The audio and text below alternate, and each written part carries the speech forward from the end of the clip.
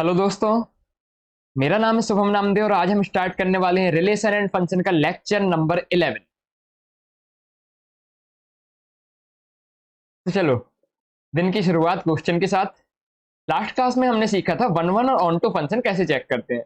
Last से last class में हमने सीखा था कैसे वन वन, कैसे मैनी वन कहते हैं, कैसे डिफ्रेंशिएट करते हैं।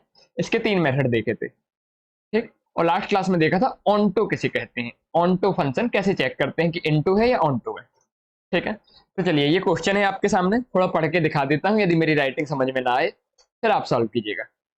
The function f such that 2, infinity 2y defined by fx equal to x square minus 4x plus 5 is both 1 1 and onto, then y equal to। तो क्वेश्चन क्या पूछ रहा है? क्वेश्चन बोल रहा है यदि दिया हुआ फंक्शन 1 1 और onto है तो बताओ y कितना होगा। तो कुछ कही अनकही बातें मैं आपको बचपन की याद दिला देता हूं। यदि ये फंक्शन था 1 1, ये फंक्शन था, ये है a, ये है b।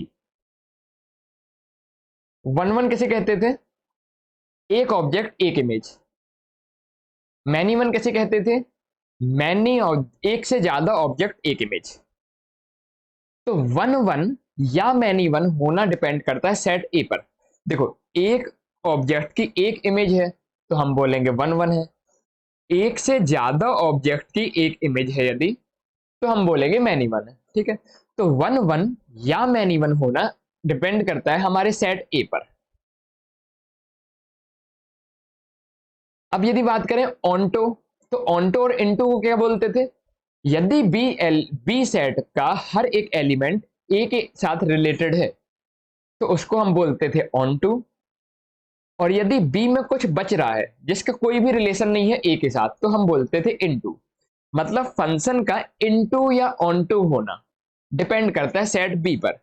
एक और तरीका हमने बोला था कि रेंज यदि कोडोमेन के बराबर होती है तो उसे बोलते हैं ऑन्टू, और रेंज कोडोमेन के बराबर नहीं बोलती है तो उसे हम बोल देते हैं इनटू। आया क्या इतना समझ में? तो देखो, हमें बोला है फंक्शन 1 1 है और ऑन्टू है,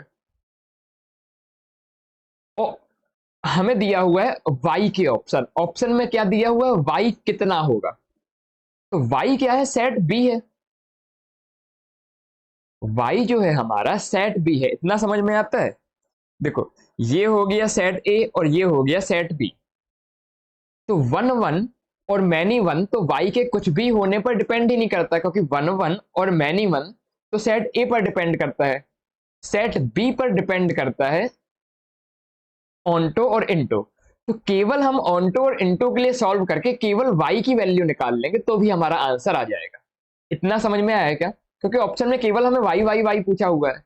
तो y चाहे जो कुछ भी हो, y चाहे जो कुछ भी हो, 1 1 या मैनी वन तो डिपेंड करता ही नहीं है। तो हम 1 1 और मैनी वन के लिए सॉल्व करके क्यों फालतू में ज्यादा मेहनत करें, हम केवल ऑन्टो और इंटो के लिए चेक कर लेते हैं, ठीक है। तो चलो अब ऑन्टो इंटो के लिए चेक करने की बारी। फंक्शन दिया है हमारा F of X equal to X square minus 4x plus 5। इसकी हम निकाल लेते हैं रेंज। यदि रेंज कोडोमेन के बराबर आ जाती है तो हम बोलेंगे ऑन टू। और क्वेश्चन ने हमें बोला है कि फंक्शन ऑन टू है, तो जो भी रेंज है, जो भी रेंज आएगी उसको हम बोलेंगे ये कोडोमेन के बराबर है, और उसी को y बोल देंगे। आया क्या समझ में? तो टोटली हमें करना क्या है, इस फंक्शन की हमें रेंज निकालना है। चलो जल्दी से निकालो।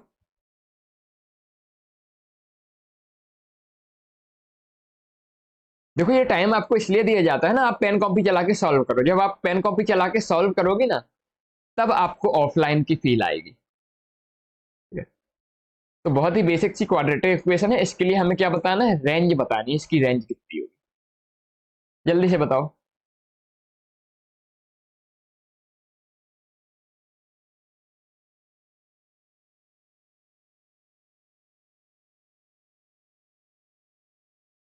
देखो, क्वाड्रेटिक इक्वेशन की रेंज निकालने का सबसे अच्छा तरीका एक ही होता है, इसे स्क्वायर बना लो।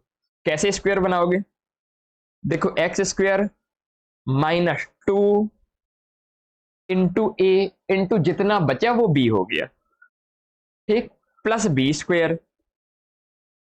ठीक है, अब x square minus 4x plus 4 है, तो यहां पर प्लस 4 किया है तो माइनस 4 और 1 to 5 पहले से, तो ये कितना हो गया हमारा a माइनस बी का whole square plus 1। F x equal to इतना आ गया। ये क्वाड्रेटिक इक्वेशन की रेंज निकालने का सबसे अच्छा तरीका होता है। अब देखो ये क्या है, ये है एक स्क्वायर। एक स्क्वायर की मिनिमम वैल्यू कितनी हो सकती है? एक स्क्वायर की मिनिमम वैल्यू 0 होगी और 0 से इनफाइनाइट तक जाएगी, तो इसकी मिनिमम वैल्यू हो गई 0 और बाजू में लिखा है प्लस 1, तो इस एफ एक्स की मिनिमम वैल्यू कितनी हो गई 1 और मैक्सिमम वैल्यू कितनी हो गई? एक स्क्वायर की मैक्सिमम वैल्यू कितनी हो सकती है? इनफाइनाइट। तो ये जो एफ एक्स है इसकी रेंज आ गई हमारी 1 से लेके इनफाइनाइट तक। आया क्या समझ में? और ये जो रेंज है, फंक्शन हमें बोला है कि ऑन टू है। ऑन टू फंक्शन होने के लिए जो रेंज होती है वो कोडोमेन के बराबर होती है, और कोडोमेन क्वेश्चन में हमें दिया है y, तो y कितना आ गया हमारा 1 से इनफाइनाइट, यानी कि b हो गया हमारा आंसर। आया क्या समझ में? बहुत ही बहुत ही बहुत ही इजी 2 लाइन का क्वेश्चन था। एक बार पूरा देखो, अगले क्वेश्चन में चलते हैं।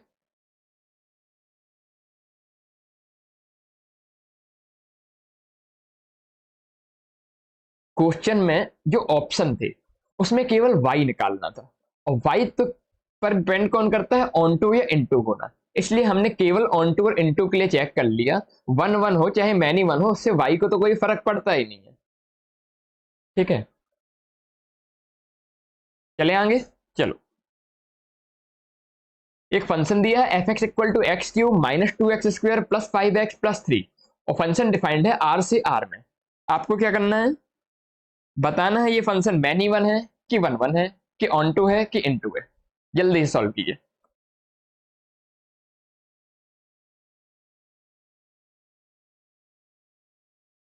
जल्दी जल्दी जल्दी। मैनी 1 1 1 कैसे चेक करोगे? फंक्शन को डिफरेंशिएट करोगे। डिफरेंशिएशन हमेशा ग्रेटर देन जीरो या फिर हमेशा लेस देन जीरो होगा 1 1, कभी ग्रेटर देन जीरो कभी लेस देन जीरो होगा तो मैनी 1। ठीक है, ऑन टू इनटू के लिए कैसे चेक करोगे? बताते हैं, शायद इसमें थोड़ा सा कॉन्सेप्ट प्लस लगेगा।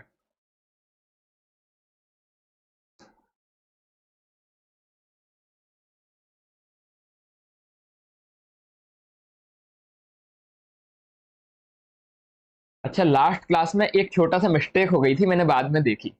उसको जब इस क्लास में आएगा तो मैं बता दूंगा। क्या है, अभी तबीयत थोड़ा डाउन चल रही है ना, बारिश सर्द गर्म का मौसम है। चलो, सबसे पहले चेक करते हैं one one many one. One one many one का हमें मेथड पता है, कैसे चेक करते हैं? हेडिंग डाल देते हैं, testing of one one oblique many one. One one या मैनी वन चेक करने के लिए हम क्या करते हैं? एफ डैश एक्स निकालते हैं। आपको डिफ्रेंशिएशन करना तो आता है, नहीं आता है तो बेसिक मैथ्स का आप डिफ्रेंशिएशन का वीडियो देख लीजिए, 11th की फिजिक्स का, आपको आने लगेगा। ठीक है, 3x² माइनस 4x प्लस 5। अब ये क्या आ गई हमारी क्वाड्रेटिक इक्वेशन। अब हमें इसके बारे में पता करना है कि ये हमेशा ग्रेटर देन जीरो रहती है या हमेशा लेस देन जीरो रहती है, या कभी ग्रेटर देन जीरो कभी लेस देन जीरो। तो जो क्वाड्रेटिक इक्वेशन को एनालाइज करने का तरीका सबसे अच्छा कौन सा बताया है मैंने?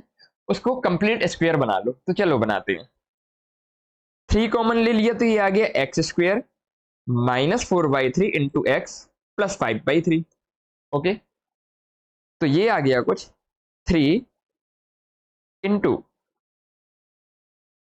x² minus 2 into A into B, ठीक,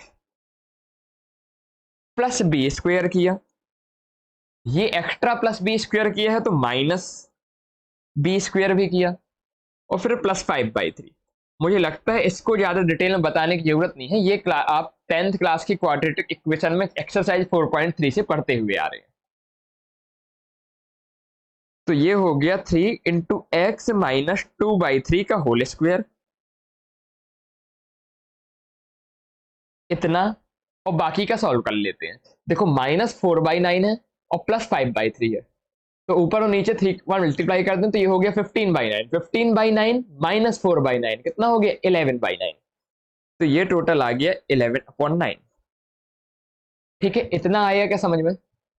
अब देखो, ये जो चीज है स्क्वायर है, इसकी मिनिमम वैल्यू हो सकती है 0, और इसमें कुछ ऐड हो रहा है 11/9 और मल्टीप्लाई हो रहा है 3 से, तो ये इसकी हो गई इसकी मिनिमम वैल्यू।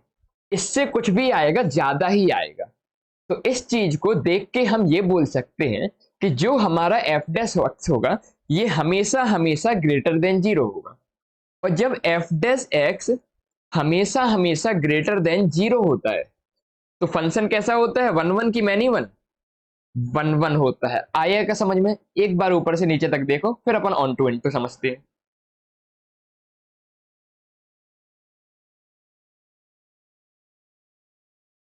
एक फंक्शन है, 1 1 मैनी 1 चेक करना था, हमने एफ डैश एक्स निकाला, उसके लिए कंप्लीट स्क्वायर बनाया। उसकी जो मिनिमम वैल्यू है वो पॉजिटिव से स्टार्ट होकर बढ़ती जा रही है, पॉजिटिव से स्टार्ट होकर बढ़ती जा रही है। तो क्या होगा? क्या होगा भाई, क्या होगा? हमेशा पॉजिटिव, मतलब 1 1 हो गया। ठीक है,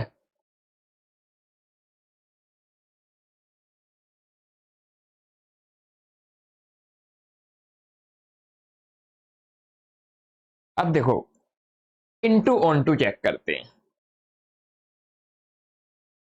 कौन सा कलर से कर लें? इस कलर से कर लेते हैं। Into onto. देखो, ये कॉन्सेप्ट आपने अभी पढ़ा हुआ नहीं है तो शायद आपको पूरा समझ में ना आए। ठीक, ये कॉन्सेप्ट हम एप्लीकेशन ऑफ डेरिवेटिव में बहुत अच्छे से पढ़ेंगे। अभी के लिए आप इतना समझ लो कि जब भी F dash x greater than 0 होता है, ठीक, और एफ डैश एक्स हमने क्या बोला था, कुछ क्लास पहले सीखा था, ये क्या होता है? स्लोप होता है कर्व का, मतलब स्लोप हमेशा ग्रेटर देन 0 है। तो एक ऐसा फंक्शन जिसका स्लोप हमेशा ग्रेटर देन 0 होता है वो होता है इंक्रीजिंग फंक्शन। तो यहां से हम लिख सकते हैं F x is increasing function. F x कैसा हो गया? इंक्रीजिंग फंक्शन हो गया। इतना समझ में आया? अब एक इंक्रीजिंग फंक्शन की रेंज बता सकते हो क्या कितनी होगी? मान लो ये है एक्स एक्सेज हमारा और ये है वाई एक्सेज, ठीक है। जीरो पे थोड़ा सा वैल्यू देखना, जब जीरो रख रहे हैं तो वैल्यू कितनी आ रही है? 0³ -2 × 0² +5 × 0 +3, एफ जीरो आ रहा है 3। तो जीरो पे इस फंक्शन की वैल्यू आ रही है कुछ 3। तो ये जो फंक्शन है इसका ग्राफ कुछ ऐसे जाता होगा, ठीक है। तो इसकी रेंज हम बता सकते हैं, इसकी रेंज कितनी हो जाएगी? आर हो जाएगी। कैसे बताया हमने? एक फंक्शन इंक्रीजिंग फंक्शन है, वो कभी भी नीचे नहीं जा रहा है, उसकी रेंज कितनी हो जाएगी? आर हो जाएगी। ठीक है, इंक्रीजिंग फंक्शन है, ये कैसे पता चला? क्योंकि एफ डैश एक्स जिसको हम स्लोप कहते हैं वो हमेशा ग्रेटर देन 0 है। ठीक, तो फंक्शन की रेंज यदि आर है और कोडोमेन भी हमारे क्वेश्चन में कितना दिया है? आर है, तो रेंज और कोडोमेन बराबर है, तो हम क्या बोल देंगे इसको? ऑन टू फंक्शन बोल देंगे। आया क्या समझ में? अच्छा, कुछ लोग होंगे जिसको इसमें समस्या होगी, बिल्कुल होगी, उसमें कोई नई बात नहीं है, क्योंकि ये कॉन्सेप्ट शायद आपने अभी नहीं पढ़ा हुआ हो, क्योंकि 11th तो आपने मुझसे पढ़ी नहीं है, हो सकता है पढ़ी भी हो। तो यदि ये कॉन्सेप्ट अभी नहीं समझ में आया है कि इंक्रीजिंग फंक्शन का कॉन्सेप्ट क्या होता है तो इसमें स्टार लगा देना है, ठीक है। कब पढ़ेंगे इसको? एप्लीकेशन ऑफ डेरिवेटिव में पढ़ेंगे, ठीक है। अभी के लिए आप इतना दिमाग में बैठा लो कि जब भी ऑड डिग्री का पॉलिनोमियल होता है और उसके लिए एफ डेस एक्स ग्रेटर देन 0 होता है, मतलब इंक्रीजिंग फंक्शन होता है, तो उसकी रेंज क्या आती है? हमेशा आर आती है। ठीक है, आया कुछ कुछ समझ में? आगे चलें, चलो चलते हैं।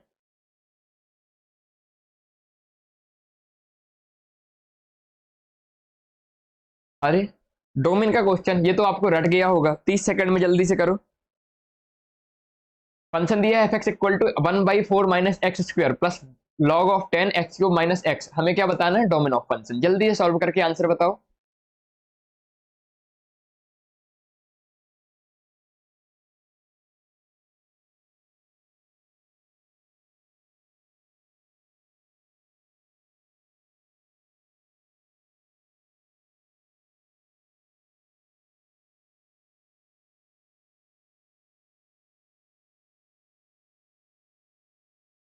देखो अलजेब्रिक फंक्शन में हमें देखना पड़ता है डेनोमिनेटर, ठीक है। तो अलजेब्रिक फंक्शन में देखना पड़ता है डेनोमिनेटर, डेनोमिनेटर क्या होना चाहिए, जीरो नहीं होना चाहिए। और लॉगरिथमिक फंक्शन की कंडीशन क्या होती है कि जो एफ एक्स है वो ग्रेटर देन जीरो होना चाहिए, और जो बेस है greater than zero not equal to one होना चाहिए। तो पहले अलजेब्रिक फंक्शन की बात करें, तो अलजेब्रिक फंक्शन में फोर माइनस एक्स स्क्वायर है डेनोमिनेटर, ये जीरो के बराबर नहीं होना चाहिए, ठीक है। तो यहां से फोर आ जाएगा, एक्स स्क्वायर के बराबर नहीं होना चाहिए, मतलब एक्स हमारा प्लस माइनस टू के बराबर नहीं होना चाहिए। ये पहला पार्ट सॉल्व हो गया। बात करते हैं दूसरे पार्ट की, लॉगरिथमिक फंक्शन। लॉगरिथमिक फंक्शन में देखो बेस की कंडीशन तो हम लगाएंगे नहीं, क्योंकि बेस हमें 10 दिख रहा है कि 10 ग्रेटर देन वन है और नॉट इक्वल टू, वो ग्रेटर देन जीरो है और नॉट इक्वल टू वन है। केवल हमें एफ एक्स की कंडीशन लगानी है। तो एफ एक्स जो होता है हमारा x cube minus x, logarithmic function के लिए ग्रेटर देन जीरो होना चाहिए, ठीक है। अब एक्स एक्स कैंसिल तो नहीं करोगे, कुछ लोग ऐसे भी हो सकते हैं जिन्हें समझ में ना आता हो कि कब एक्स कैंसिल करें कब ना करें। तो भाई एक्स को कभी कैंसिल मत करो, जब तक पता नहीं चल जाता कि ये एक नॉन जीरो क्वांटिटी है तब तक आपको एक्स को कैंसिल नहीं करना है। तो चलो सॉल्व करते हैं। यहां से एक्स कॉमन लिया, तो ये आ गया एक्स स्क्वायर माइनस वन, ये ग्रेटर देन जीरो होना चाहिए। तो ये x into x plus one into x minus one greater than zero होना चाहिए। ऐसा कुछ देख के हमें एक चीज की याद आती है, उसका नाम क्या है, वेवी कर्व मेथड। तो वेवी कर्व मेथड के लिए क्या करते हैं, क्रिटिकल पॉइंट बना लेते हैं, माइनस वन आ गया, जीरो आ गया, वन, ये आ गया क्रिटिकल पॉइंट। अब वन से ज्यादा किसी एक नंबर के लिए चेक चेक करो, वन से ज्यादा मान लो टू ले लिया, एक्स की जगह पे टू रखने में वैल्यू क्या आ रही है, पॉजिटिव आ रही है क्या, two into two plus one into two minus one positive आ रही है, मतलब वन से ज्यादा के लिए पॉजिटिव, तो यहां नेगेटिव, तो यहां पॉजिटिव, तो यहां नेगेटिव। अब देखो ग्रेटर देन जीरो कब कब है, ग्रेटर देन जीरो कब कब है, माइनस वन से लेके जीरो में ग्रेटर देन जीरो है, और वन से इनफाइनाइट में ग्रेटर देन जीरो है। चलो अब इसका डोमेन लिख देते हैं।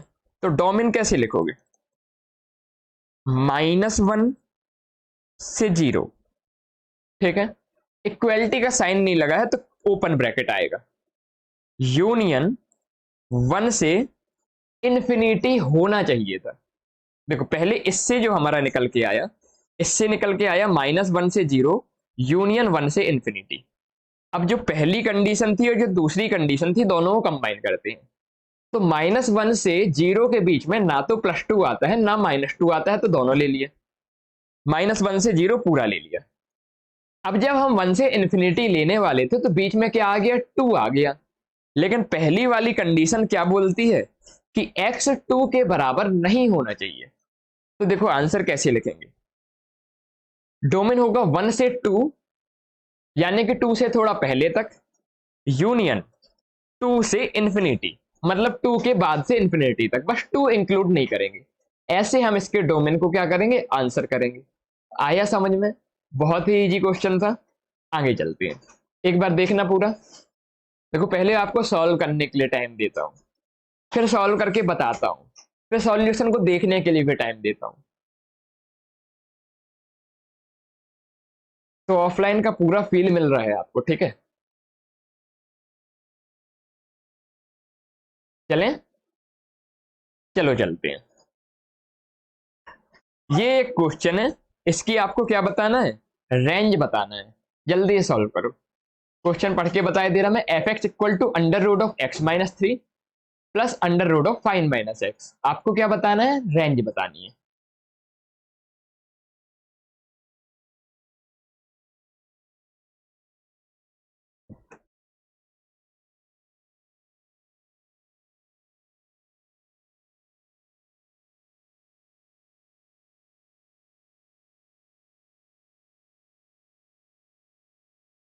अरे आया क्या किसी का,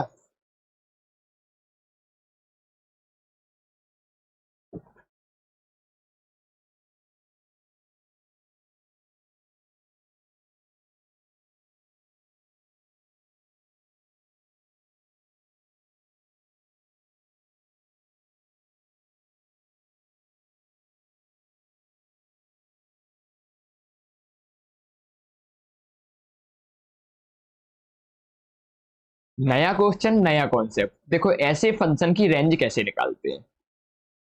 सबसे पहले बात कर लेते हैं डोमेन की। तो डोमेन की यदि बात करेंगे तो ये है अंडर रूट। अंडर रूट के अंदर जो भी चीज है वो नेगेटिव नहीं होनी चाहिए। मीन्स अंडर रूट के अंदर जो चीज है वो ग्रेटर देन इक्वल टू 0 हो सकती है। ठीक है, तो यहां से आ गया x 3 से बड़ा होना चाहिए और यहां से आ गया x 5 से छोटा होना चाहिए। ठीक है, तो जो x मिल गया हमें, ये मिल गया 3 से लेके 5 तक। इक्वलिटी का साइन लगा है इसलिए क्लोज ब्रैकेट। अब देखो ऐसे फंक्शन जिसका डोमेन फाइनाइट इंटरवल है, ऐसे फंक्शन जिनका डोमेन फाइनाइट इंटरवल है, इनकी रेंज कैसे निकालते हैं। ऐसे क्वेश्चन, ऐसे फंक्शन जिसका डोमेन फाइनाइट इंटरवल है, इनकी रेंज कैसे निकालते हैं। तो देखो आपने 11th क्लास की फिजिक्स में एक कॉन्सेप्ट यूज किया होगा मैक्सिमा और मिनिमा का। मैक्सिमा और मिनिमा का कॉन्सेप्ट क्या बोलता था कि हम फंक्शन का डिफरेंशिएशन करते हैं एफ डैश एक्स, उसको जीरो करते हैं, f dash x equal to zero, तो हमें एक्स इक्वल टू कुछ मिलता है।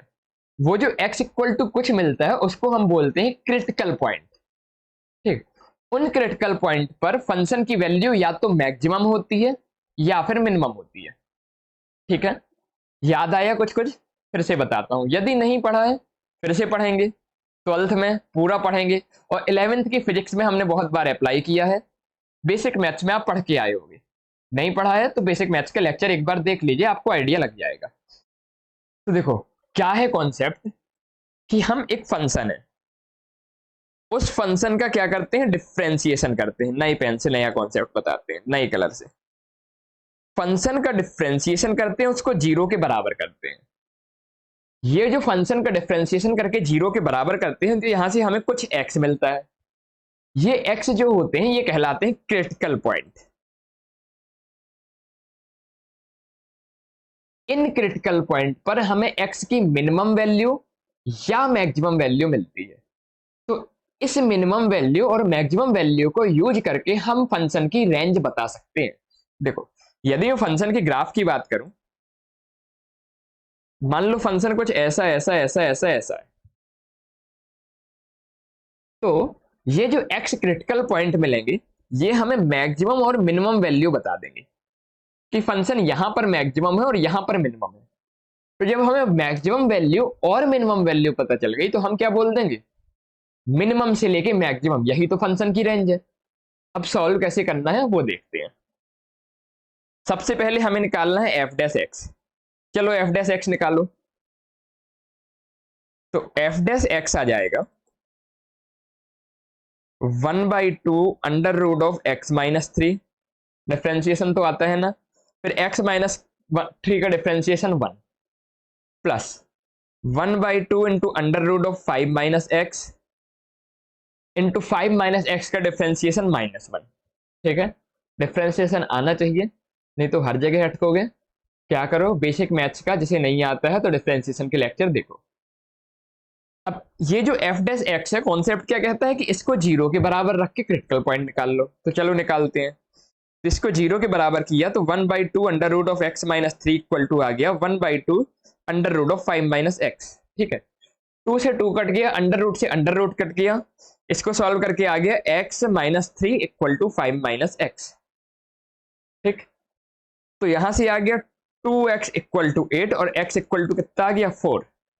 ये जो x इक्वल टू 4 मिला हमें, ये कहलाएगा क्रिटिकल पॉइंट। अब यहां पर वैल्यू या तो मिनिमम मिल रही होगी या मैक्सिमम मिल रही होगी।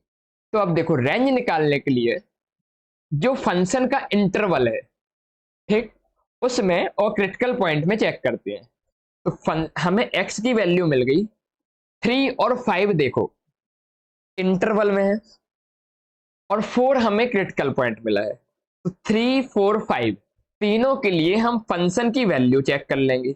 मतलब एफ ऑफ 3 कितना आ रहा है, एफ ऑफ 4 कितना आ रहा है और एफ ऑफ 5 कितना आ रहा है। देखो एफ ऑफ 3 कितना आ रहा है, 0 प्लस अंडर रूट ऑफ 2 आ गया। 4 चेक करो, 4 माइनस 3 अंडर रूट 1 और 5 माइनस 4 अंडर रूट 1, यानी कि ये आ गया 2। 5 चेक करो, 5 माइनस 3 अंडर रूट 2 आ गया।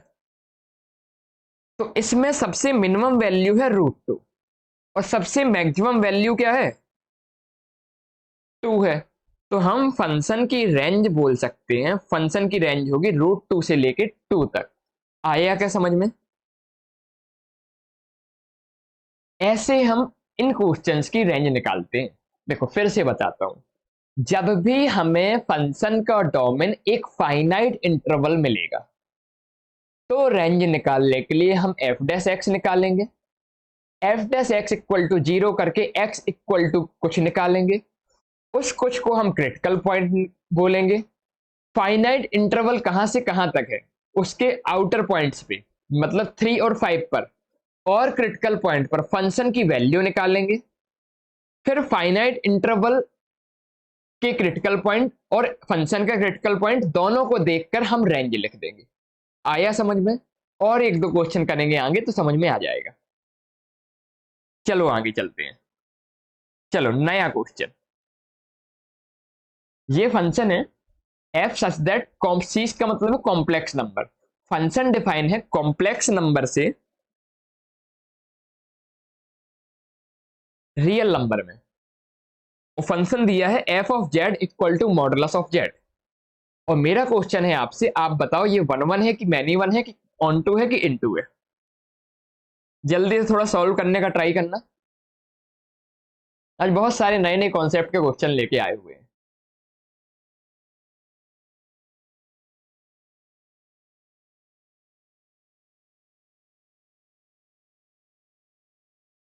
बहुत सारे लोग इस चैप्टर को पढ़ के बोर हो गए होंगे, तो मैं बता दूं उनको, जितना चैप्टर हो गया है उतना भी और बचा है। क्योंकि जो फंक्शन होता है ये अप्रोक्सीमेटली 30% ऑफ होल मैथ्स हो जाता है। काफी वेटेज होता है इस चैप्टर का, इसलिए हम इसको बहुत पढ़ते हैं। इसके बाद के जो चैप्टर होंगे 3 3 4 4 5 5 लेक्चर में खत्म होते जाएंगे, उनकी कोई टेंशन नहीं है। बस यही सबसे बड़ा चैप्टर है, हिम्मत नहीं हारना। मैं देखिए फिजिकली फिट नहीं हूं, फिर भी आपको पढ़ा रहा हूं, तो आप तो बिल्कुल physically fit, young, strong, energetic students हैं, बिल्कुल पढ़ सकते हैं। देखो फंक्शन दिया है f z equal to modulus of z, और आपसे पूछा गया है ये वन वन है कि मैनी वन है कि इनटू है कि ऑन टू है। पहली चीज तो मैं आपको ये याद दिला दूं कि modulus of Z 11th class में क्या होता था जब जेड कॉम्प्लेक्स नंबर होता था। जब जेड हमारा कॉम्प्लेक्स नंबर होता था, मॉडुलस ऑफ जेड होता था under root x square plus y square. ऐसा मैंने क्यों बताया, आप लोग ये 12th का जो मॉडुलस पढ़ा है कि हर चीज को पॉजिटिव कर देता है, वो ना समझो आप। 11th के कॉम्प्लेक्स नंबर के मॉडुलस ऑफ जेड का मतलब होता था, यदि जेड है हमारा एक्स प्लस आयोटा वाई, तो मॉडुलस जेड होता था under root of x square plus y square. अब आपको बताना है ये वन वन है कि मैनी वन है कि इनटू है कि ऑन टू है। तो देखो मॉडुलस ऑफ जेड होता है मैनी वन फंक्शन, ये आपको पता होना चाहिए। क्यों पता होना चाहिए, एग्जाम्पल से देखते हैं। मान लो एक फंक्शन है 3 + 2 आयोटा, इसका थोड़ा मॉडुलस निकालना। एक फंक्शन है -3 + 2 आयोटा, इसका मॉडुलस निकालना। एक फंक्शन है 3 - 2 आयोटा, इसका मॉडुलस निकालना। एक फंक्शन है -3 - 2 आयोटा, इसका मॉडुलस निकालना। Under root 3 square plus 2 square, under root 3 square plus 2 square, under root 3 square plus 2 square. मतलब एक्चुअली यहां पर माइनस हो जाएगा, यहां पर यहां माइनस हो जाएगा, यहां पर -3 का स्क्वायर प्लस -2 का स्क्वायर, इतना हो जाएगा। आंसर सब में सेम आएगा, आंसर सब में सेम आएगा मतलब इतने सारे जेड और सबका मॉडुलस का आंसर सेम, तो इसको हम क्या बोलेंगे। देखो अंदर फंक्शन के अंदर क्या है, जेड है, तो हमने अलग अलग जेड लिए। फंक्शन के बाहर क्या आ रहा है, मॉडुलस ऑफ जेड। ठीक है, मॉडुलस जेड सेम आ रहा है, अलग अलग कॉम्प्लेक्स नंबर के लिए मॉडुलस सेम आ रहा है, तो हमने क्या बोला, ये होता है हमारा मैनी वन फंक्शन। तो वन वन और मैनी वन थोड़ा थोड़ा समझ में आया। आया अब जो मॉडुलस ऑफ जेड होता है, इसकी यदि मैं आपसे रेंज की बात करूं, तो मॉडुलस ऑफ जेड हमेशा होगा ग्रेटर देन इक्वल टू 0। क्यों, इसीलिए क्योंकि 11th क्लास में मॉडुलस ऑफ जेड का मतलब क्या था, जो ज्योमेट्रिकल मीनिंग थी मॉडुलस ऑफ जेड की 11th क्लास के कॉम्प्लेक्स नंबर थी, वो थी डिस्टेंस। और डिस्टेंस कभी निगेटिव तो हो नहीं सकती, हमेशा पॉजिटिव आएगी। इसीलिए जो हमारा मॉडुलस ऑफ जेड होता है ये हमेशा ग्रेटर देन इक्वल टू 0 होता है। तो हम इसकी रेंज लिख सकते हैं, इस फंक्शन की रेंज कितनी हो जाएगी, 0 से लेके इनफाइनाइट तक। अब जो रेंज है ये रियल नंबर के बराबर तो है नहीं, रेंज कोडोमेन के बराबर नहीं है। तो जब रेंज कोडोमेन के बराबर नहीं होती है तो ऐसे फंक्शन को हम क्या बोलते हैं, इनटू फंक्शन। आया है क्या समझ में?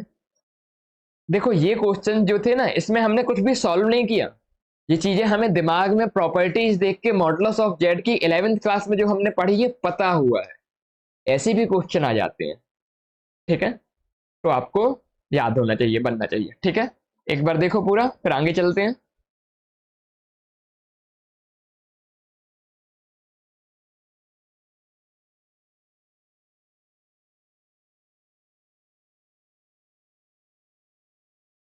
हाँ भैया, एक फंक्शन है जो 0,3 से 1,29 में डिफाइन है। आपको क्या बताना है, ये 1 1 है कि मैनी 1 है कि इनटू है कि ऑन टू है, और आपका समय स्टार्ट होता है अब।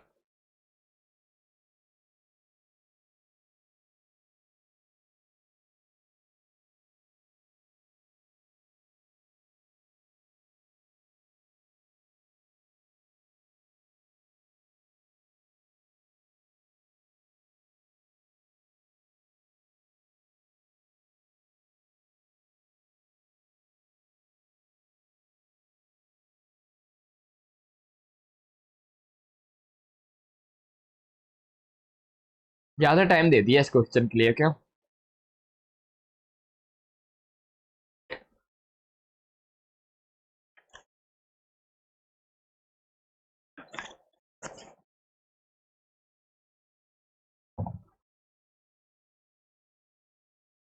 एक फंक्शन है जो 0,3 से 1,29 में डिफाइन है। फंक्शन दिया हुआ है कुछ ऐसा, आपने क्या निकालना है, 1 1 मैनी 1। चलो समय खत्म, जल्दी चेक करते हैं। सबसे पहले 1 1 मैनी 1 के लिए चेक करते हैं। अब तो आपको रट गया होगा कैसे करते हैं।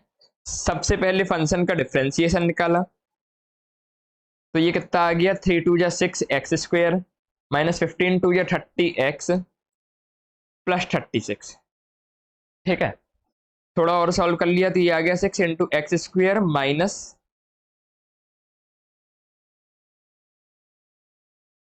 5x plus 6। थोड़ा और सॉल्व कर लिया तो ये हो गया 6 into x minus 2 into x minus 3। अब एफ डैश एक्स हमेशा पॉजिटिव है या हमेशा निगेटिव है, या कभी निगेटिव कभी पॉजिटिव है, कैसे चेक करोगे? देखो डोमेन है 0 से 3, तो 0 से 3 के बीच में आप नंबर लाइन बना के चेक कर लोगे। क्रिटिकल पॉइंट देखो क्या क्या हो जाएगा, इसका 2 हो जाएगा, 3 हो जाएगा।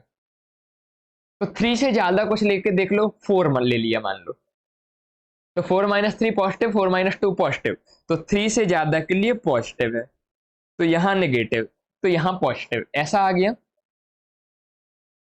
तो देखो डोमेन क्या है, यहां कहीं होगा 0।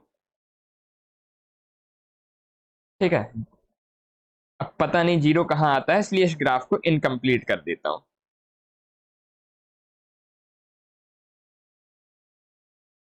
कहीं पे 0 आता होगा। ठीक है, 3 से ज्यादा के लिए पॉजिटिव है, 3 से 2 के बीच में नेगेटिव है, 2 से ज्यादा के लिए पॉजिटिव है। अब देखो डोमेन है हमारा 0,3, क्वेश्चन में दिया हुआ है डोमेन 0,3 में ग्राफ कभी पॉजिटिव हो रहा है और कभी नेगेटिव हो रहा है। तो कभी पॉजिटिव कभी नेगेटिव होता है, इसको हम क्या बोलते हैं, मैनी वन बोलते हैं। आया क्या समझ में? तो ये फंक्शन कैसा हो गया हमारा, मैनी वन हो गया। अब बात कर लेते हैं ऑन टू और इनटू की। तो देखो यहां पर जो डोमेन है फाइनाइट इंटरवल है, और फाइनाइट इंटरवल के लिए मैंने आपसे बोला है रेंज कैसे निकालते हैं। फाइनाइट इंटरवल के लिए हम एफ डैश एक्स को करते हैं 0 के बराबर, और एफ डैश एक्स हमने निकाल लिया है 6 into x minus 2 into x minus 3 है। इसको कर दिया 0 के बराबर, तो हमें क्रिटिकल पॉइंट मिल गए। क्रिटिकल पॉइंट क्या मिले, x इक्वल टू 2 और x इक्वल टू 3।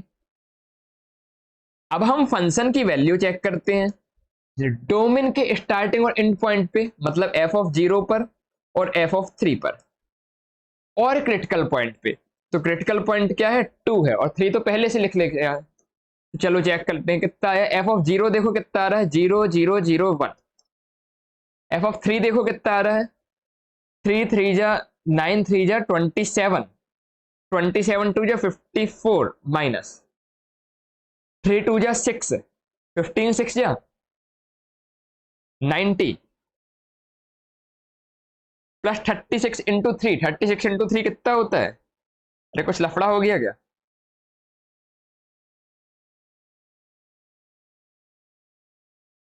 फिर से करते हैं, 3 3 जा 9, 3 जा 27, 2 जा 54, ये तो सही है।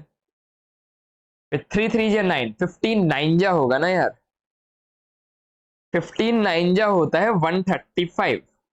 फिर प्लस 36 3 जा 36 3 जा 108 और प्लस 1। एफ ऑफ 2 देखना कितना आ रहा है, 2 का क्यूब 8, 8 2 जा 16 माइनस 2 2 जा 4, 15 4 जा 60 प्लस 36 2 जा 72 और प्लस 1। देखो ये थोड़ा सॉल्व करके कितना आ रहा है, 100 से 100 कैंसिल किया, 8 और 1 9, 54 और 9 63, 63 माइनस 35 कितना आ गया, 28 आ गया। ठीक है, 72 1 73, 16 83 6 89 में 60 गए,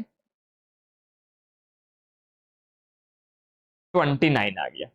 तो देखो F0 सबसे कम मिल रहा है 1, F2 सबसे ज्यादा मिल रहा है 29।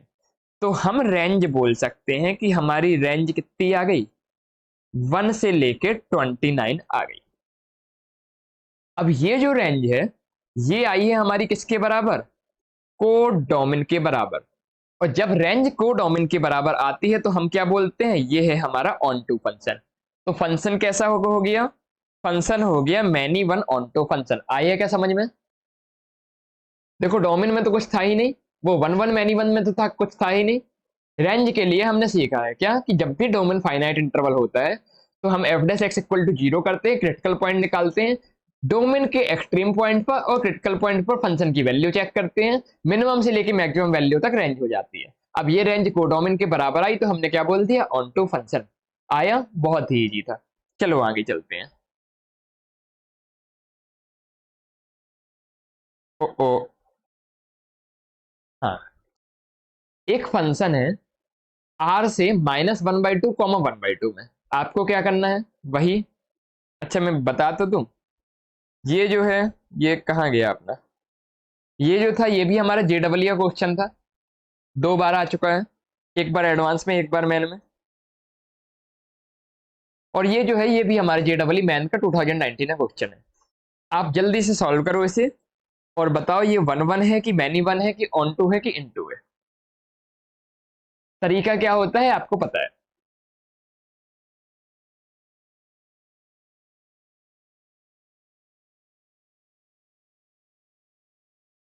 एफ डैश एक्स निकालो, उसका नेचर देखो, हमेशा पॉजिटिव हमेशा नेगेटिव की कभी पॉजिटिव कभी नेगेटिव, उससे वन वन मैनी वन निकाल लो। और रेंज, रेंज तो जादू से आ जाएगी।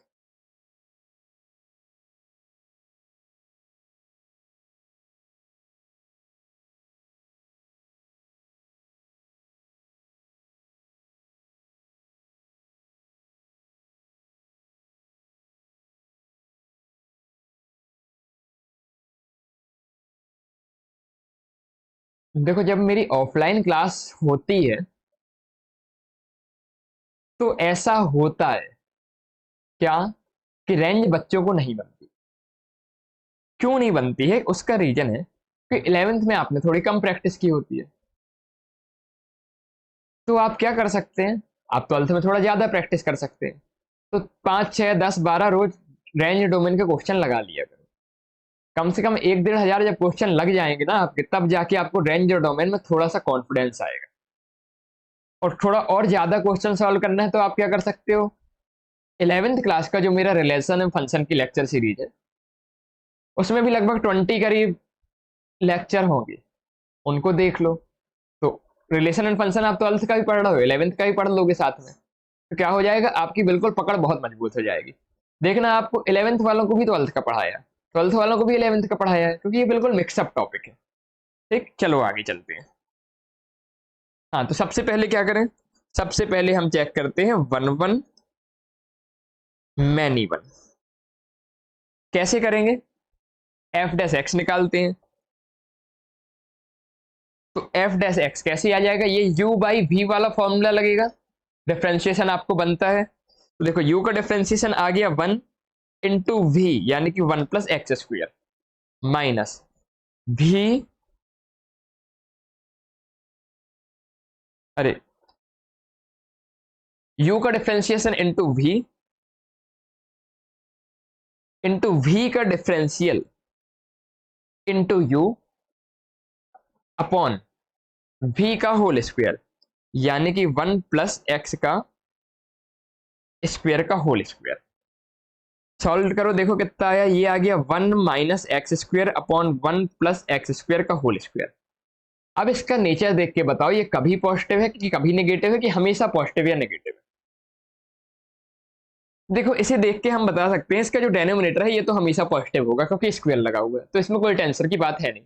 केवल न्यूमरेटर हमको चेक कर लेते हैं। एक्स इक्वल टू 2 के लिए देखना, एक्स इक्वल टू 2 के लिए 1 माइनस 2 का स्क्वायर, यानी कि 1 माइनस 4, यानी कि नेगेटिव। एक्स इक्वल टू 2 के लिए एफ डैश एक्स कैसा मिला, नेगेटिव मिला। अब एक्स इक्वल टू थोड़ा 1/2 के लिए चेक करना, 1 minus 1/4 that is 3/4, that is positive upon positive, यानी कि पॉजिटिव, यानी कि F dash x greater than 0।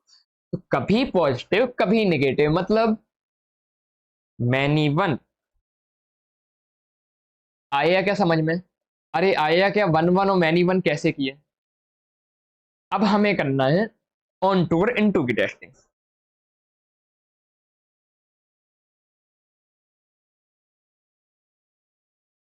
On to या इन टू की टेस्टिंग करना है, तो चलो एनसीईआरटी वाली मेथड से कर लेते हैं। एनसीईआरटी मेथड क्या था, एफ एक्स को वाई मान लो, तो वाई इक्वल टू मान लिया मैंने x upon 1 plus x square.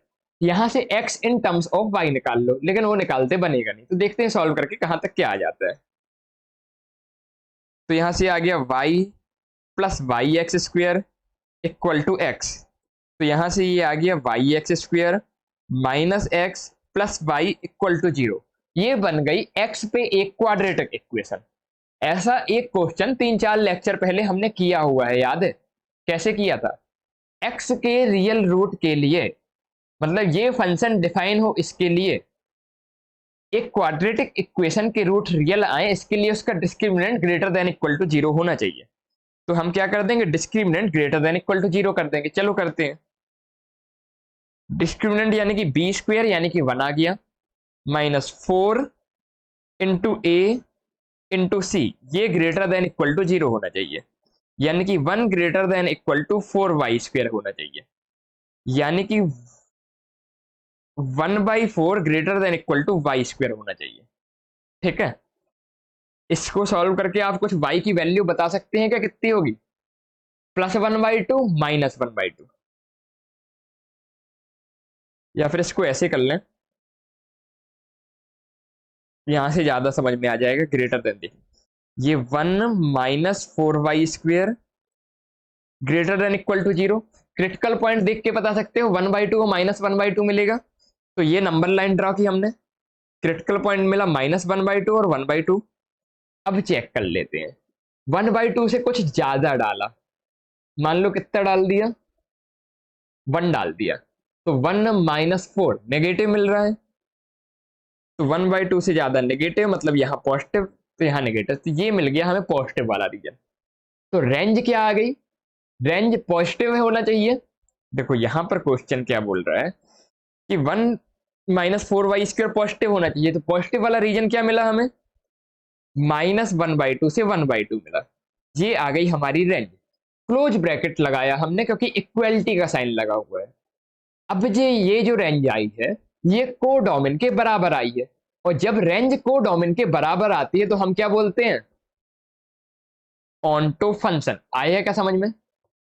एक बार अच्छी से ऊपर से नीचे तक देखो, फिर आगे नया कॉन्सेप्ट चालू करते हैं।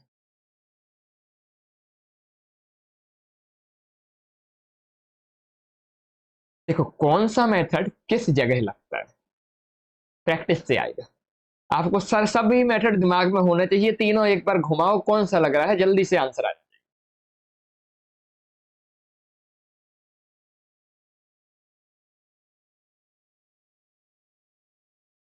चले कुछ नया चालू करते हैं, पुरानी चीजें पढ़ पढ़ के बोर हो गए। नया कॉन्सेप्ट स्टार्ट करते हैं, नंबर ऑफ मैपिंग।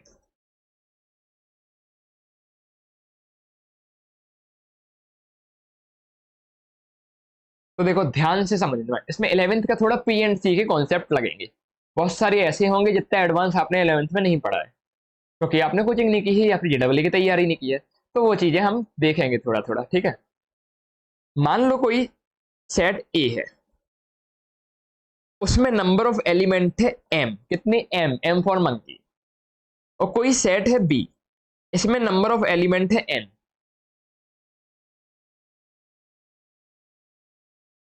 मान लो सेट ए में है कुछ A1 A2 A3 ऐसे करके एम एलिमेंट, और सेट बी है कोई जिसमें है B1 B2 B3 ऐसा करके एन एलिमेंट Bn, ठीक है। तो मैं आपसे पूछ रहा हूं कि कितने ए से बी में कितने फंक्शन मिलेंगे, टोटल नंबर ऑफ फंक्शन कितने होंगे, टोटल कितने फंक्शन मिलेंगे। आया समझ में? तो देखो फिर से बताता हूं। हमने नंबर ऑफ मैपिंग स्टार्ट किया। ए कोई सेट है जिसमें एम एलिमेंट है, बी कोई सेट है जिसमें एन एलिमेंट है। मेरा क्वेश्चन है कितने फंक्शन मिलेंगे ए से बी में। तो देखना, ये जो A1 है ये B1 से रिश्ता बना सकता है, ठीक है। ये जो A2 है ये भी B1 से बना सकता है। ये जो A3 है ये भी B1 से बता सकता है। ये जो AM है ये भी B1 से बना सकता है, ठीक है।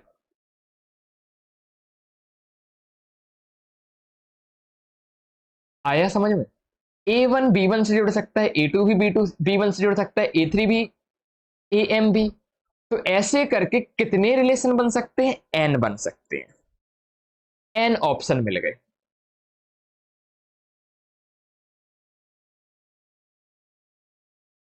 ये A1 जो है ये B2 से भी बना सकता है, A2 B2 से भी बना सकता है, A3 जो है ये B3 से भी बना सकता है, जो AM है ये भी B3 से बना सकते हैं। तो ऐसे करके कितने ऑप्शन है, देखो A1 के पास, A1 की बात करते हैं। A1 चाहे तो B1 से बनाए, चाहे तो B2 से बनाए, चाहे तो B3 से बनाए, चाहे तो B4 से बनाए। कितने ऑप्शन है A1 के पास, मुझे ये बताना। A1 के सामने B सेट में N एलिमेंट है, तो N लोगों से ये रिश्ता बना सकता है। तो A1 के रिश्ते कितने कहला गए, N। इतना समझ में आया? अब बात करते हैं A2 की। देखो अभी ये तो लिखा नहीं हुआ है कि वन वन है कि मैनी वन है, हमें किसी भी जनरल टाइप का फंक्शन चाहिए। तो यदि A1 ने B1 से रिश्ता बना लिया है तो क्या A2 B1 से बना सकता है क्या? बिल्कुल बना सकता है। अभी लिखा थोड़ी है कि मैंने वन वन बोला है या मैनी वन बोला है। तो A2 के पास कौन कौन से ऑप्शन है, A2 B1 से रिश्ता बना सकता है, A2 B2 से रिश्ता बना सकता है, A2 B3 से रिश्ता बना सकता है, A2 B सेट के किसी भी n एलिमेंट में से किसी से भी रिश्ता बना सकता है। तो A2 के पास जितने ऑप्शन कितने हैं, n ऑप्शन है। ऐसे ही A3 के पास भी कितने ऑप्शन है, n ऑप्शन है। ऐसे करके जो हमारा AM है, AM के पास भी कितने ऑप्शन है, n ऑप्शन है। क्यों? AM B1 से भी रिश्ता बना सकता है, B2 से भी बना सकता है, B3 से भी बना सकता है। तो ये n इंटू एन कितने बार मल्टीप्लाई हो रहा है, देखो 1 time, 2 time, 3 time, m time. तो n into n into n जब m टाइम्स मल्टीप्लाई हो जाएगा तो टोटल नंबर ऑफ फंक्शन आ जाएगा हमारा n की पावर m। ठीक है, याद रखना है। या फिर यदि भूल जाए तो आप ऐसे भी याद रख सकते हो, बी सेट के नंबर ऑफ एलिमेंट अपन ने लिए हैं n, तो वहां पर b लिख सकते हैं। ए सेट के नंबर ऑफ एलिमेंट हमने लिए हैं m, इसलिए पावर में ए लिख सकते हैं। तो कोई आपसे पूछेगा टोटल नंबर ऑफ फंक्शन, तो आप क्या बोलोगे, b to the power a। तो b मतलब b के एलिमेंट कितने हैं, a मतलब a के एलिमेंट कितने हैं। ठीक है, आया कुछ समझ में। जैसे क्वेश्चन यदि मैं आपसे पूछूं कि नंबर ऑफ एलिमेंट्स मान लो a में है 4 और नंबर ऑफ एलिमेंट्स b में है 3, तो टोटल नंबर ऑफ फंक्शन कितने बन सकते हैं, तो आप बोलोगे b to the power a मतलब 3 टू द पावर 4। और ये फंक्शन कहां से कहां होंगे, total number of function from a to b। ये याद रखना, a से b में b to the power a होता है, a से b में b to the power a होता है। ठीक, ऐसे आप टोटल नंबर ऑफ फंक्शन बता सकते हैं। आया कुछ कुछ समझ में, थोड़ा बहुत। चले आगे, एक बार फिर से रिवाइज करा देता हूं जिसे ना समझ में आया हो। हम बात कर रहे हैं मैपिंग की, कितने नंबर ऑफ मैपिंग बनती है। यदि ए सेट में है m एलिमेंट, उनका नाम है मान लो a1 a2 a3 dot dot dot am, और बी सेट में है n एलिमेंट जिनका नाम है b1 b2 b3 dot dot dot n bn। ठीक है, तो ए सेट से बी सेट में कितने फंक्शन बन सकते हैं, ये है हमारा क्वेश्चन। तो हमने देखा कि जो a1 है हमारा, a1 के पास कितने ऑप्शन है, जितने बी में एलिमेंट है। बी में n एलिमेंट है तो a1 के पास n ऑप्शन है, तो a1 के ऑप्शन n हुए। ऐसे ही a2 के ऑप्शन n हुए, a3 के ऑप्शन n हुए, तो n into n into n m बार हो गया। तो टोटल क्या आ गया, n to the power m। तो a सेट से b सेट में जो टोटल फंक्शन होंगे वो कितने होंगे, n to the power m होंगे। एक बात का याद रखना, किस बात का याद रखोगे, जब मैं a1 बोल रहा हूं तो मैं बोल रहा हूं a1 b1 से भी जुड़ सकता है, b2 से भी जुड़ सकता है, b3 से भी जुड़ सकता है, bn से भी जुड़ सकता है। मतलब a1 के पास bn ऑप्शन है। फिर जब मैंने a2 की बात की तो मैंने बोला a2 भी b1 से जुड़ सकता है, b2 से भी जुड़ सकता है, b3 से भी जुड़ सकता है। एक साथ सबसे नहीं जुड़ेगा, जुड़ेगा एक बार में एक से ही, लेकिन ऑप्शन सभी हैं इसके पास। ठीक है, तो ये नहीं बता सकते हम ये वन वन है या मैनी वन है, सभी फंक्शन बता सकते हैं। यदि मान लो यही हम बोल देते वन वन होना चाहिए, तो वन वन यदि बोल देते तो हम बोलता अब a1 यदि b1 से जुड़ गया तो a2 b1 से नहीं जुड़ सकता। a2 बचे हुए n में एलिमेंट में से एक a1 ने ले लिया, तो बचे कितने, n-1 एलिमेंट बचे, उनसे अब a2 जुड़ सकता है यदि बात वन वन की होती। लेकिन यहां तो टोटल बात है तो कोई भी किसी भी से भी जुड़ सकता है। तो जब टोटल नंबर ऑफ फंक्शन आएगा तो क्या करोगे, n to the power m। ठीक है, एग्जाम्पल देख लिया हमने कि ए सेट में यदि 4 एलिमेंट है, बी सेट में यदि 3 एलिमेंट है, तो टोटल फंक्शन हो जाएगा b to the power a from a to b, तो 3 टू द पावर 4, और ये होता है कितने के बराबर, 81 के बराबर। ऐसे आप a से b में टोटल नंबर ऑफ फंक्शन बता सकते हैं। इतना आया समझ में, तो थोड़ा और आगे चलते हैं, थोड़ा क्वेश्चन का लेवल बढ़ाया। चलो, मान लो ए सेट है हमारा 1 2 3 4, एफ डिफाइन है ए से ए में, मतलब इस बार जो सेट बी है वो भी ए ही है, such that f of i is less than equal to 2i for all i belong to 1 2 3 4। एक फंक्शन दिया है हमें ए, फंक्शन डिफाइन है ए से ए में, जो कुछ ऐसा है कि f of i less than 2i है for all i equal to 1 2 3 4। आपको क्या बताना है, आपको बताना है टोटल नंबर ऑफ फंक्शन कितने होंगे। थोड़ा सा दिमाग लगाओ, लास्ट क्वेश्चन में हमने आपको फॉर्मूला दिया है b to the power a,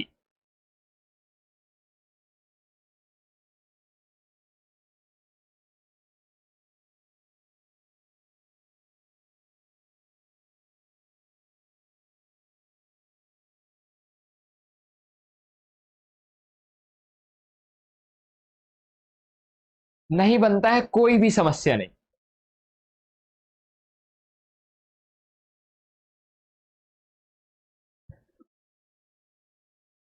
इतने साल से ऑफलाइन क्लास में गिनती के 4-6 बच्चों का बनता है जो ड्रॉपर होते हैं, ठीक, तो ज्यादा टेंशन नहीं लेते, लेकिन पेन चला के अप्रोच करना जरूरी है। तो देखो, नॉर्मली जो हमने टोटल नंबर ऑफ फंक्शन का फॉर्मूला देखा, वो देखा B to the power A.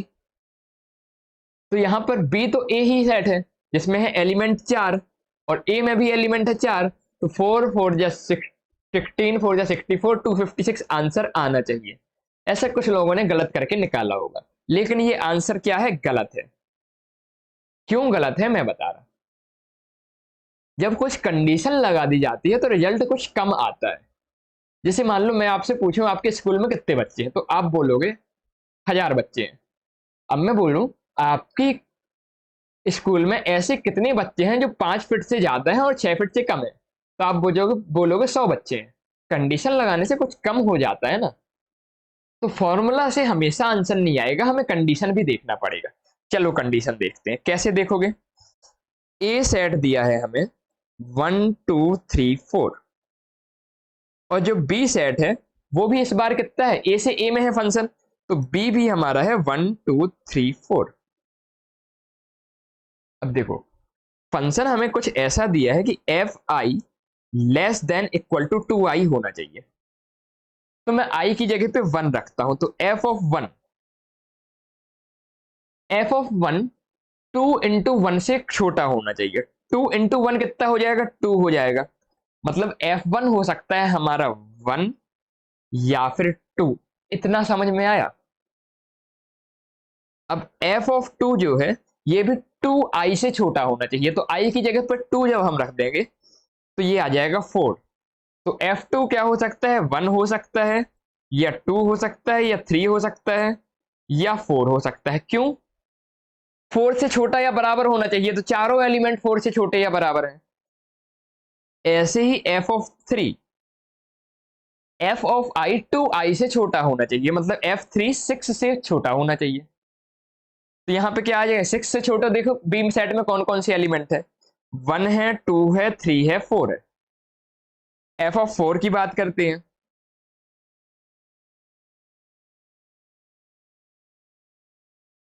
f(4) 2i से छोटा होना चाहिए, तो 2 into 4 से छोटा होना चाहिए, मतलब 8 से छोटा होना चाहिए। चारों एलिमेंट जो हमारे 1 2 3 4 हैं, ये क्या है, 4 से छोटे हैं। तो अब देखो, पिछली बार जो फॉर्मूला बनाया था हमने, वो कुछ ऐसा था कि 1 के पास सामने के चारों ऑप्शन है, 1 चारों में से किसी से भी जाके ऐड हो सकता है, 2 किसी से भी ऐड हो सकता है, 3 किसी से भी जाके मिल सकता है, 4 किसी से भी जाके मिल सकता है। लेकिन इस बार हमने कंडीशन लगा दी। कंडीशन हमने क्या लगा दी कि जो वन है वो केवल 2 से मिल सकता है, 1 से या 2 से। क्योंकि कंडीशन है Fi 2i से छोटा या बराबर होना चाहिए, ठीक। तो 1 के पास ऑप्शन आ गए 2, 1 या 2। देखो ये है किसके पास, एलिमेंट 1 के लिए 2 ऑप्शन है, एलिमेंट 2 के लिए 4 ऑप्शन है, एलिमेंट 3 के लिए 4 ऑप्शन है, एलिमेंट 4 के लिए कितने ऑप्शन है, 4 ऑप्शन है। तो टोटल कितने नंबर ऑफ फंक्शन हो गए, टोटल हो गए 128 फंक्शन। आया क्या समझ में कुछ कुछ, अरे कुछ कुछ समझ में आया। कितने ऑप्शन है, one total number of function हो गए 128, ठीक है। ऐसे कंडीशन लगा के हमें क्या करना होता है, सॉल्व करना होता है। देखो कुछ भी कॉन्सेप्ट नहीं बदला। पहले जो था वो एनसीईआरटी क्वेश्चन था, एक कंडीशन लग गई जेडबल का मेंस का क्वेश्चन हो गया, 2-3 कंडीशन लग जाएंगे एडवांस का क्वेश्चन हो जाएगा, कॉन्सेप्ट नहीं बदलेगा। कॉन्सेप्ट क्या है, केवल हमें गिन लेना है कि 1 के पास कितने ऑप्शन है, हर एलिमेंट के पास कितने ऑप्शन है, उसको मल्टीप्लाई कर देना है, आंसर निकल आएगा। चलो आगे बात करते हैं। अभी जो हमने बात की थी वो थी वन वन फंक्शन के, वो टोटल फंक्शन के लिए। अब हम बात करते हैं कि total number of one one function, total number of one one function कितने होंगे, कितने ऐसे फंक्शन होंगे जो वन वन होंगे। तो चलो देखते हैं। फिर से हमने बनाया सेट ए, और फिर से हमने बनाया सेट बी। सेट ए में हमने एलिमेंट लिए A1 A2 डॉट डॉट करके ए एम, मान लो m एलिमेंट। और सेट बी में हमने एलिमेंट लिए b1 b2 डॉट डॉट करके bn, यानी कि टोटल n एलिमेंट। अब क्वेश्चन पूछ रहा है कि वन वन फंक्शन कितनी होगी। ध्यान से समझना, total number of one one function, तो पहले a1 के लिए गिनते हैं। a1 के पास कितने ऑप्शन है ये बताना है। a1 b1 से भी जुड़ सकता है, b2 से भी जुड़ सकता है, b3 से भी जुड़ सकता है, bn से भी जुड़ सकता है। तो जो a1 है इसके पास है हमारे n ऑप्शन। इतना समझ में आया? a1 के पास है n ऑप्शन। अब मान लो ये जो a1 है ये b1 से जुड़ गया।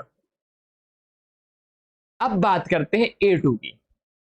चूंकि ये वन वन फंक्शन है तो a2 हमारा b1 से नहीं जुड़ सकता, क्योंकि एक से ज्यादा ऑब्जेक्ट के एक इमेज वन वन में नहीं होती है। मतलब a2 हमारा a1 से नहीं जुड़ेगा। तो a2 के पास कौन कौन से ऑप्शन है? a2 के पास है ऑप्शन b2 b3 से लेके bn तक, मतलब टोटल n में से एक कम हो गया। तो a2 में के पास हमारी ऑप्शन कहलाए n-1। अब मान लो कि जो a2 है ये किसी एक b2 से किसी भी एक एलिमेंट से जुड़ गया। अब जब a3 की बात करेंगे तो a3 ना तो b1 से जुड़ सकता है ना ही b2 से जुड़ सकता है, क्योंकि वन वन है। तो इसके पास कितने बचे? n में से दो बुक हो गए, तो n-2 बचे। आया क्या समझ में? a3 के पास दो और कम हो गए। तो अब यदि ऐसे कर करके हम बात करें am की, कि am के पास कितने एलिमेंट्स हैं, am के पास कितने ऑप्शन है, तो देखो जब a1 था तो n-0 था, जब a2 था तो n-1 था, जब a3 था तो n-2 था, मतलब एक कम माइनस हो रहा है। तो जब am होगा तो कितना हो जाएगा? n-m-1। आया क्या समझ में? देखो वन था, जब a1 था तो n-0 एक कम, a2 था तो n-1 एक कम, a3 था n-2 एक कम। तो जब am होगा तो m में से एक कम माइनस हो गया, यानी कि n-m-1। आया समझ में?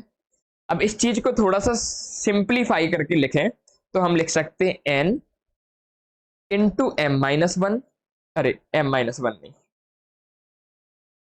n into n-1 into n-2 into dot dot dot कितना? n-m+1। ठीक।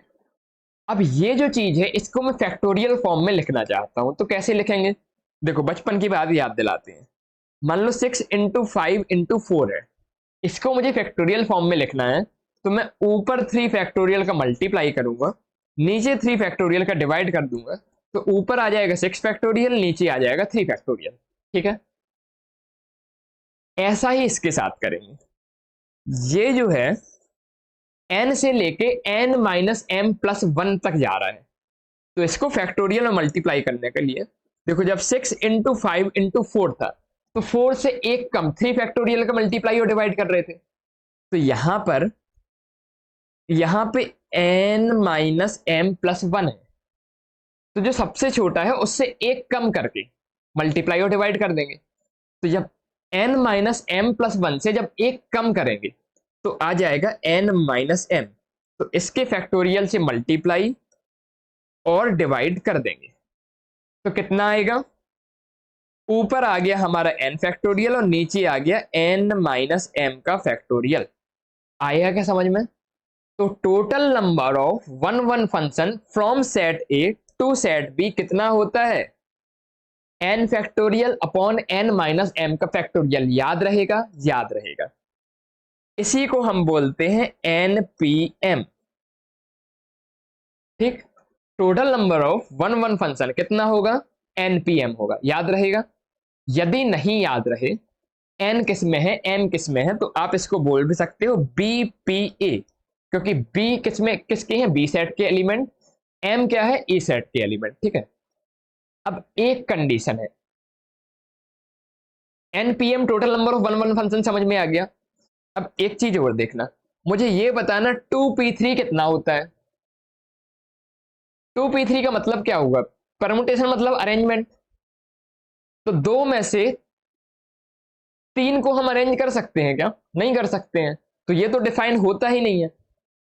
इसका मतलब जो n होता है ना, हमेशा बड़ा होना चाहिए या बराबर होना चाहिए m के। तो इसके लिए एक कंडीशन लग जाएगी कि n जो है हमेशा m से या तो बड़ा होना चाहिए या बराबर होना चाहिए। यदि n m से छोटा हुआ तो number of one one function कितना आ जाएगा? 0। ठीक, अब जो कुछ हमने सीखा लिखा, इसको थोड़ा समराइज करके लिख देता हूं। Total number of one one function from a to b equal to npm। कब? जब n बड़ा होगा या बराबर होगा m के, और 0 जब n छोटा होगा m के। समझ में आया? याद कर लिया? लॉजिक से समझते हैं।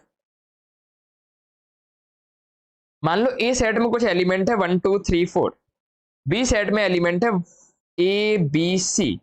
अब मुझे वन वन फंक्शन बता के देखा, बना रहा थोड़ी। ए का बी, 2 का बी, 3 का सी। देखो बी सेट के एलिमेंट यदि ए सेट से कम हो जाएंगे तो कभी वन वन फंक्शन बन ही नहीं पाएगा। क्यों? देखो एक ऑब्जेक्ट एक इमेज है अभी, तो 4 की कोई इमेज ही नहीं है। 4 की कोई इमेज ही नहीं है तो ये तो फंक्शन ही नहीं कहलाया। ठीक, और यदि 4 की हम इमेज बनाते हैं तो ये बन जाएगा मैनी वन फंक्शन। इसीलिए जब n m से छोटा होता है, मतलब b के एलिमेंट a के एलिमेंट के कम होते हैं, तो हमें कभी भी वन वन फंक्शन नहीं मिलेगा। ठीक है, इस बात को याद रखना है।